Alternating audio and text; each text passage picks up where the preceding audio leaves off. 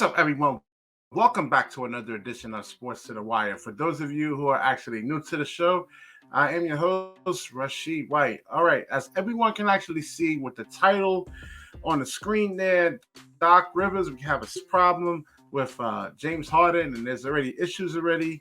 And here with Doc Rivers talking about the performance of his team right here. Let's get into this. So that's something we've been doing. So it's just one of those nights, but tough one. And then you can struggle. But they didn't struggle. They didn't get a lot of shots, in their defense. I think during that stretch it was more James, than them. So, yeah, it's just a tough night. So he's doing the exact same thing he actually did with Ben Simmons, and I guess in his mind, he's actually being brutally honest. And I think sometimes he has to show better leadership, not be so emotional. That a leader is just like, all right. So, but there really is issues with James Harden. So, a couple of issues with James Harden, and this is one of the things that we've seen in Brooklyn. He's walking the ball up the court. Understand something, that the shot clock is not your friend. It is your actual enemy. You have 24 seconds on the shot clock. He walks the ball up. When he tries to get into the office, and good teams are going to blitz him and make him get rid of the basketball.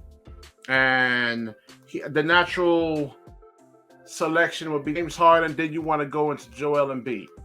Then, all right, so let's say Joel Embiid had 16 seconds, maybe 15 seconds to actually work with.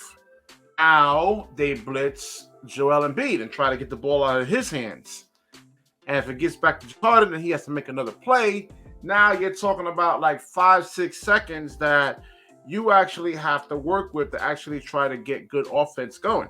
So that is with James Harden. By him actually walking the basketball up the court, it actually gets the defense time to actually get set. If you push the basketball, especially if you get a defensive rebound, if James Harden doesn't want to move quickly with the basketball, then he actually has to get it to, like, let's say Tyrese Maxey, who can actually run the floor, so they can actually get into their offense faster. So another thing with James Harden, over dribbling.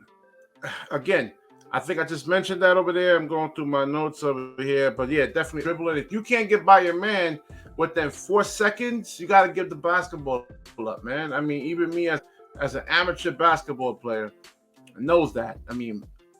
4 dribbles. If I can't get past my guy, I give the ball up and I try to move the basketball. So he's actually not doing that. He's dribbling, and then shooting it bad shots over defenders, and which gets me into my next point is shot selection. So shot selection is really, really bad with James Harden. The couple of the plays that I was actually looking at was him just dribbling. Isaiah Stewart on him, and he actually takes a pull-up three and it's a contested 3-point shot. So you get by the guy. And Isaiah Stewart is actually doing a good job by playing him to his left hand. And you don't get Tobias Harris going. You got to get these guys some touches, man. And everyone you played with guys like that. You don't basketball, or you just take a bad shot. You be like, oh man, it just takes the right out of you, man. So perimeter defense, that is the problem right there. I don't see, except I think Tyrese Maxey is the only, and Thibault is your only real true good perimeter defenders there. Only thing is that his offense gets exposed, so it's pretty much 5-on-4 basketball. So this is a problem over here with Daryl Morey, man. He should have probably got what's his name, C.J. McCollum, who's averaging like 26 points a game, seven assists a game. You probably didn't really have to give up that much to even get him. You probably could have had Drummond. You still could have had Seth Curry in a sense, though, because they didn't really give up much just to actually even get him. So that was a really bad move on what's his name, Darryl, man. So the Philadelphia fans are screwed. So perimeter defense. I mean, you're gonna have to probably face Kevin Durant in the first round, or maybe the second round, depending on how the season actually falls there. And you know how Kyrie and Kevin Durant and Dragic, and you got Patty Mills. These guys like to shoot threes, man. And I don't see James Harden, especially with these hamstring, injuries, issues he has, plus the injury, going out there and actually getting out there, moving left, So, and the other thing is maybe Doc Rivers actually wants to lose on purpose. He doesn't actually want to get the first seed because you know what's going to happen if he goes to Brooklyn Nets, and Ben Simmons is actually stated to return there. So that is a issue there. So this is, and then now there's actually, I forgot to even mention this over here. There has been some buzz growing that not every 76ers player is a fan of Coach Doc Rivers. So James Harden wasn't in that group already. He's probably is now.